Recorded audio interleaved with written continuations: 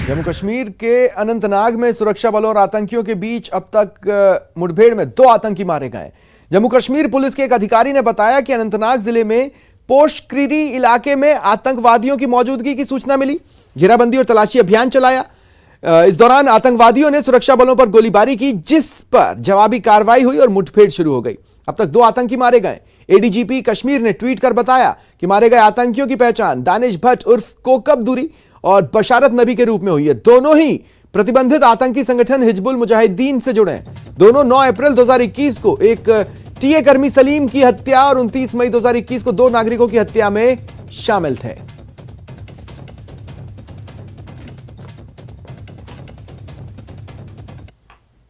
अनंतनाग से बड़ी खबर है। जिस तरह से हमने कहा था कि एनकाउंटर शुरू हुआ था कुछ देर कबल, और उसके बाद जो security forces, Indian army, Jammu Kashmir police या फिर सीआरपीएफ की अगर हम बात करेंगे तो उन्होंने पूरे इलाके को कॉर्डन ऑफ किया और जिसके बाद एनकाउंटर शुरू हुआ। और उस एनकाउंटर में जो अभी तक हमारे पास खबर आई है उसमें 2 मिलिटेंटों को मार गिराया गया है और जो सर्च ऑपरेशन है वो अब भी जारी है। और आप देख सकते हैं कि किस तरह से पूरा एरिया जो है वो कॉर्डन ऑफ है। ग्राउंड जीरो की तस्वीर आप देख सकते हैं न्यूज़ 18 की इन एक्सक्लूसिव विजुअल्स में। और ये कोशिश की जा रही है कि जो सर्च ऑपरेशन है उसको जल्द से जल्द ख़त्म किया जाए। और मैं आपको बता दूं कि ये जो ऑपरेशन था ये एक स्पेसिफिक इनपुट के बिना पर लॉन्च किया गया था, जिसमें फ़ौज की 3 राष्ट्रीय राइफल्स, अनंतनाग पुलिस और सीआरपीएफ शामिल थी। और उन्होंने पूरे इलाके को कॉर्डन ऑफ किया जब उन्हें ये इतला मिली कि इस इलाके में जो मिलिटेंट है उन्होंने पनाह ले रखी है। और जो ही जो सिक्योरिटी फोर्सेस की सर्च पार्टी थी वो उस जानिब बढ़ी जहाँ पर, उस स्पॉट की जानिब बढ़ी जहाँ पर मिलिटेंट पनाह लिए हुए थे। तो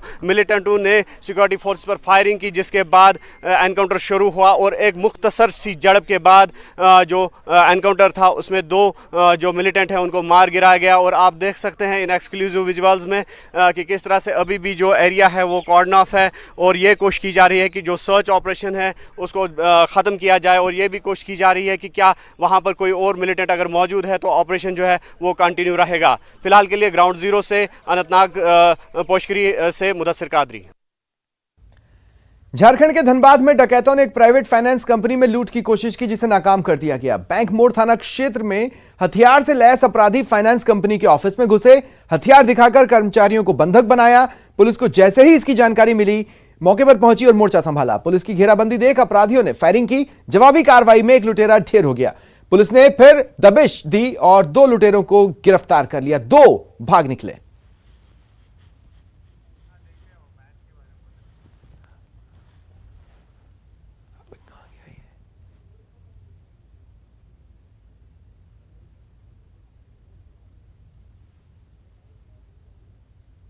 पता चला, पुलिस ने तुरंत एक्शन लेते हुए इनकाउंटर किया है। एक अपराधकर्मी मारा गया है, 2 पकड़े गए हैं। फर्दर अभी हमारा काम चल रहा है। फर्दर जो भी होगा हम आपको समय रहते बता दें। अभी सफलता, अभी हम लोग पूरा काम करने दीजिए, फिर आपको इस बारे में पूरा डिटेल बता पाएंगे। Thank you.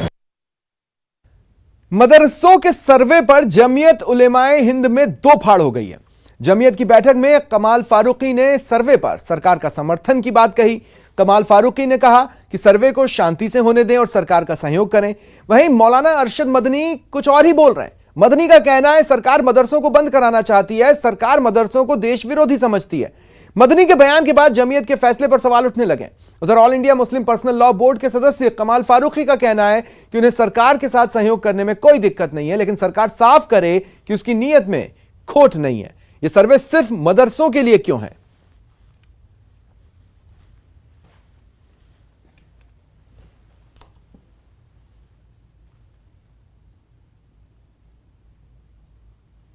हम ये कह रहे हैं किसी भी सही, कितना भी सही काम हो उसे गलत तरीके से नहीं किया जाना चाहिए। डाउट क्रिएट किए बगैर बातचीत के तो हमेशा कोई भी चीज़ को हमेशा सही करने की, और सही है तो और अच्छा करने की हमेशा गुंजाइश रहती। यही मैं कह रहा हूँ कि इसकी डिटेल में जाए बगैर एक जनरल बात है, वो ये है कि काम को जिस तरीके से डील करने की कोशिश कर रहे हैं वो तरीका गलत है। उस तरीके पर हमारा ऑब्जेक्शन है।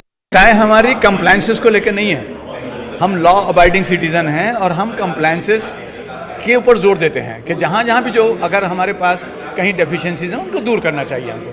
लेकिन जिस तरह से प्रोजेक्शन हो रहा है उस प्रोजेक्शन से हमको तकलीफ है कि, और फिर दूसरी बात ये कि ये कंप्लायंसेस जो हैं ये सिर्फ मदरसों के ऊपर हो रही हैं, बाकी और लोगों के ऊपर भी हो रही हैं। हमें नहीं लग रहा कि बाकी और लोगों के ऊपर नहीं हो रही है, तो इसका इम्पैक्ट गलत जाता है। तो हम ये चाहते हैं कि हम अपने मदरसों के ऊपर पहले कह रहे हैं कि आप कंप्लाइंसेस कीजिए, जहाँ जहाँ जो अगर डेफिशिएंसीज हो डिस्मिस कीजिए, और हमारे मदरसे के अंदर किसी भी गैर कानूनी काम को अगर कोई कर रहा है तो हम we will be the first one कि हम उनसे कहेंगे कि इनको गिरफ्तार करो। सीधे सिर पे यह है कि जो मीडिया में जो इमेज जा रहा है, जो ऐसा जा रहा है कि जैसे मदरसे जो हैं वो कोई गैर कानूनी काम कर रहे हैं, दहशतगर्दी का अड्डा है, इस तरह का मैसेज जा रहा है, ये गलत है। ये मुल्क के लिए भी नुकसानदेह है, मुसलमानों के लिए भी नुकसानदेह है, और ये आप जो है ना, आप एक तरह से एक पर्टिकुलर कम्युनिटी को टारगेट करने की कोशिश कर रहे हैं। That is not acceptable. Kota से खबर है, भामाशाह मंडी परिसर में शिक्षक सम्मान समारोह का आयोजन हुआ। लोकसभा स्पीकर ओम बिरला समारोह में शामिल हुए। केंद्रीय शिक्षा मंत्री धर्मेंद्र प्रधान भी समारोह में मौजूद रहे।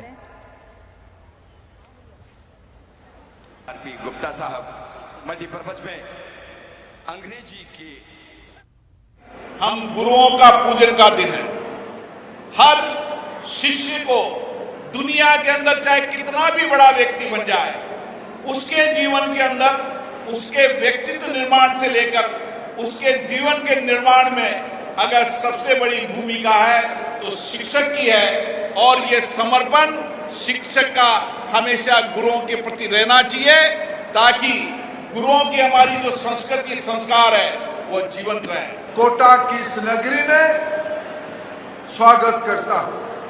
राजस्थान वो भूमि है जिन्होंने सदियों से इस सभ्यता का शिक्षक की भूमिका निभाई है। विद्या की, संस्कृति की, कला की, वीर गाथा की इस मानव सभ्यता को, भारतीय सभ्यता को किसी ने शिक्षक की भूमिका में मार्गदर्शन किया है, तो इस पवित्र वीर भूमि राजस्थान को कितना भी हम प्रणाम करें वो कम होता है। केरल दौरे पर मुख्यमंत्री अशोक गहलोत ने बीजेपी पर निशाना साधा। क्या कुछ कहा, आइए सुनते हैं। भारत जोड़ो यात्रा क्यों करनी पड़ रही है? उच्चा बंदा लगा सकते हैं देश की दिशा में जा रहा है। कोई नहीं जानता कि ये देश की दिशा में जा रहा है, किस दिशा में जाएगा, क्योंकि संविधान की धज्जियां उड़ रही है, लोकतंत्र खुद खतरे के अंदर है। पिछले साल तक कांग्रेस ने जो त्याग बलिदान किए आज़ादी के पहले तो किए, बाद में भी इंदिरा जी शहीद हो गई, पर देश को एक रखा, अखंड रखा। महंगाई की मार अलग है, बेरोजगारी तो हाहाकार मच चुका है देश के अंदर। घरों में गरीबों में क्या स्थिति बनी वो बोल नहीं पा रहा है। मिडिल क्लास खुद दुखी है। तो आज खाली उद्योगपति आगे बढ़े तो गरीबी अमीरी का भेद जो है, गैप बढ़ता ही जा रहा है। सियासत की 22 सितंबर के बाद प्रदेश की सियासत का ऊंट किस करवट बैठेगा, यह कहना तो मुश्किल है, लेकिन पिछले काफी वक्त से खामोश बैठे सचिन पायलट के समर्थकों में जोश आया, कुछ खास संकेत दे रहा है। सचिन पायलट के जन्मदिन के कार्यक्रम को लेकर उनके समर्थकों ने सिविल लाइंस में जो जोश दिखाया, वो जयपुर से लेकर दिल्ली तक खास संदेश देता नजर आया।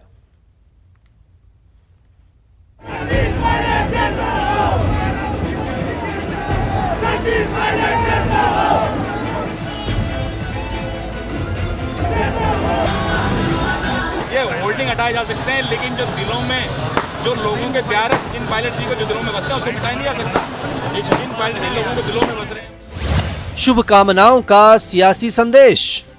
देखिए, राजस्थान की जनता का हुजूम जिस प्रकार से प्यार सचिन पायलट साहब के लिए उमड़ा है, आप समझ सकते हैं कि सचिन पायलट साहब ने राजस्थान की सरकार बनाने में अपना बड़ा योगदान दिया था। उस आदमी को आप ज़्यादा दिन तक डिनाई नहीं कर सकते। कितने दिन तक आदमी सब्र करेगा? सिविल लाइंस में सियासत का जोर। ये होल्डिंग हटाए जा सकते हैं, लेकिन जो दिलों में जो लोगों के प्यार है सचिन पायलट जी को, जो दिलों में बसते हैं उसको मिटाया नहीं जा सकता। ये सचिन पायलट जी लोगों के दिलों में बस रहे हैं। जन्मदिन पर पायलट पॉलिटिक्स। आशीर्वाद मुझे मिल रहा है प्रदेश के लोगों का। मैं उम्मीद करता हूं कि इनकी उम्मीदों पे हम सब खरा उतरेंगे और आने वाले समय में प्रदेश को और ताकत देंगे। और बड़ा अभिभूत हूं मैं, क्योंकि सभी लोगों का आशीर्वाद उसने मेरी सबसे बड़ी पूंजी है। सितंबर का महीना राजस्थान की सियासत में खास है। कांग्रेस अध्यक्ष पद के चुनाव के ऐलान के साथ ही सचिन पायलट के समर्थन में एकजुट हो रहे विधायकों, नेताओं और कांग्रेस कार्यकर्ताओं ने 7 सितंबर से एक दिन पहले ही सचिन पायलट का जन्मदिन मनाकर सियासी संदेश दिया। तो अभी भी समय है, आलाकमान जिसे कहा जाता है, सब चीज आलाकमान देख रहा है कि बिना पद किसी व्यक्ति के साथ जितना स्नेह और प्यार है राजस्थान के इतिहास में किसी के पास नहीं रहता। भारत जोड़ो यात्रा में शामिल होने के कारण एक दिन पहले ही सचिन के समर्थकों ने उनका जन्मदिन मनाया, तो जयपुर के सिविल लाइंस में जुटे हजारों समर्थकों ने अपने अपने अंदाज में पायलट पॉलिटिक्स के नारे लगाए। बूंदी, टोंक, कोटा, दौसा, भरतपुर से पहुंचे हजारों कांग्रेस कार्यकर्ता। सोशल मीडिया पर सचिन संघ राजस्थान के जरिए बधाई दी गई। 21 मंत्रियों और विधायकों ने पायलट को जन्मदिन की बधाई दी। सचिन पायलट के जन्मदिन के मौके पर उनके समर्थकों ने भीड़ जुटाकर एक बार फिर से मैसेज देने की कोशिश की है कि सचिन पायलट ही प्रदेश के युवा और चहेते नेता हैं। उनके समर्थकों ने उन्हें मुख्यमंत्री बनाने की मांग भी दोहराई। गहलोत सरकार के जिन मंत्रियों ने उन्हें बधाई दी उनमें शामिल हैं वन मंत्री हेमाराम चौधरी, परिवहन मंत्री ब्रिजेंद्र ओला, पर्यटन राज्य मंत्री मुरारी लाल मीणा। तो सीएम अशोक गहलोत के करीबी माने जाने वाले गिरिराज सिंह मलिंगा, इंदिरा मीणा, गंगा देवी, प्रशांत बैरवा का बधाई देने आना खास रहा। निर्दलीय विधायक ओम प्रकाश हुड्डा और सुरेश टांक ने भी पायलट को बधाई दी। हरीश चंद्र मीणा, सुरेश मोदी, राकेश पारेख बधाई देने वालों में सबसे आगे रहे। जीआर खटाना, मुकेश भाकर और वेद प्रकाश सोलंकी बधाई देने पहुंचे। अमर सिंह जाटव और इंद्राज गुर्जर के साथ ही दीपेंद्र सिंह शेखावत, पीआर मीणा, रामनिवास गवड़िया ने भी सिविल लाइंस पहुंचकर सचिन पायलट को उनके जन्मदिन पर बधाई दी। समर्थकों के प्यार और समर्थन से अभिभूत सचिन पायलट ने एक बार फिर सबके समर्थन से प्रदेश में फिर से कांग्रेस सरकार का वादा दोहराया। हम सब लोग जनता के प्रति समर्पित हैं और आने वाले भविष्य में सब मिलकर काम करेंगे। हम चाहते हैं कि हमारी पार्टी की सरकार दोबारा बने, सब मिलकर चलेंगे और जनता का आशीर्वाद हासिल करेंगे।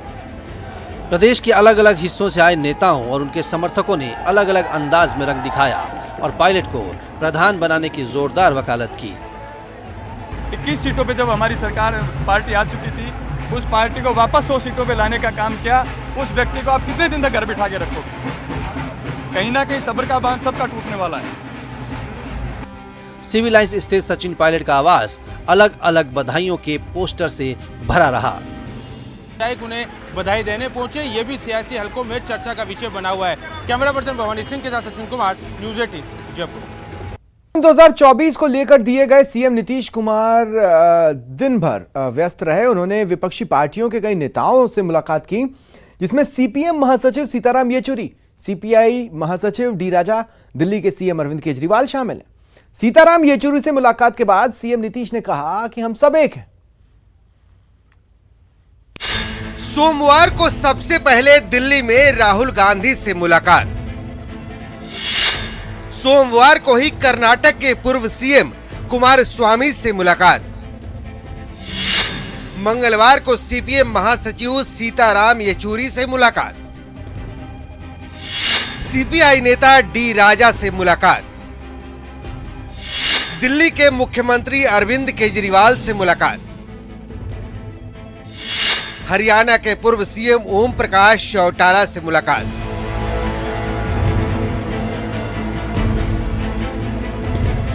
बिहार में बीजेपी से नाता तोड़ने के बाद नीतीश अब दिल्ली मिशन पर हैं। ताबड़तोड़ मुलाकातें कर रहे हैं।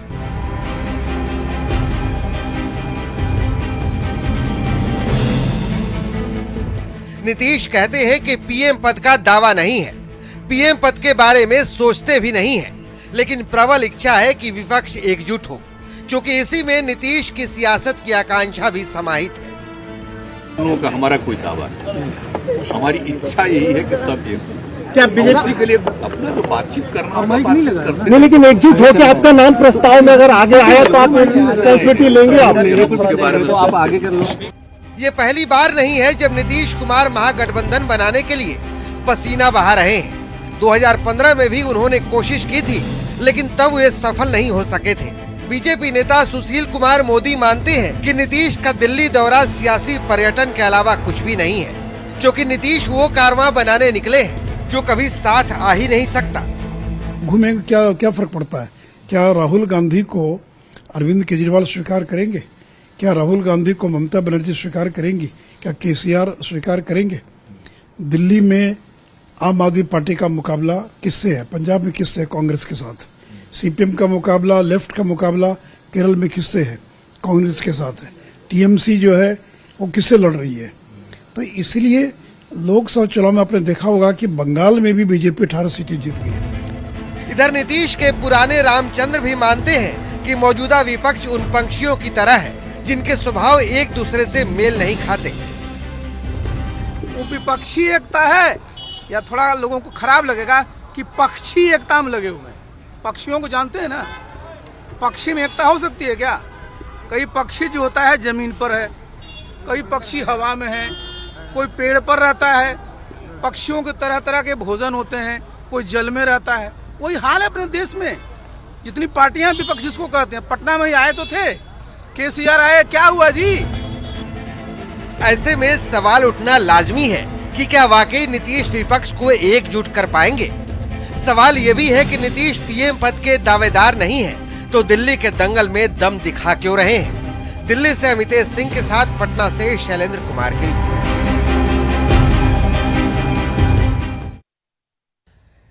सीएम गहलोत का एक वीडियो सोशल मीडिया में वायरल हो रहा है। इसमें उन्हें मास्क पहने हुए चरणामृत पीते दिखाया गया, लेकिन वीडियो में 5 सेकंड बाद का सच छुपाया गया है। न्यूज 18 राजस्थान आपको वायरल वीडियो का पूरा सच दिखाने जा रहा है। 13 सेकंड के वीडियो को पूरा देखने के बाद यह पता चलता है कि 5 सेकंड के बाद सीएम एक हाथ से मास्क हटाते हैं, दूसरे हाथ से चरणामृत लेते हुए दिख रहे हैं। सीएम गहलोत जब जैसलमेर जिले के दौरे पर थे तब वहां उन्होंने रामदेवरा मंदिर में चरणामृत लिया था। सीएम गहलोत ने वायरल वीडियो पर प्रतिक्रिया दी है।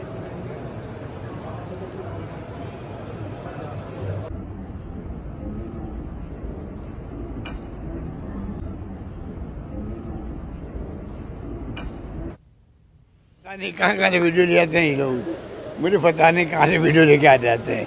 इनका काम यही है, जो काम नहीं करता है वो कॉन्स्पिरेसी करता है। ये सब इनका षड्यंत्र है। और न्यूज़ चलाते थे कई जगह, आप देखते हो कई फेक न्यूज़ चलाते रहते हैं। मुझे पता नहीं वो वीडियो कहाँ का तो है और काम कोई मास्क लगा के पानी पी सकता है क्या, ये सोचने वाली बात है। हाँ, कई बार मास्क लगा होता है, पानी पीते मास्क को उतारते भी हैं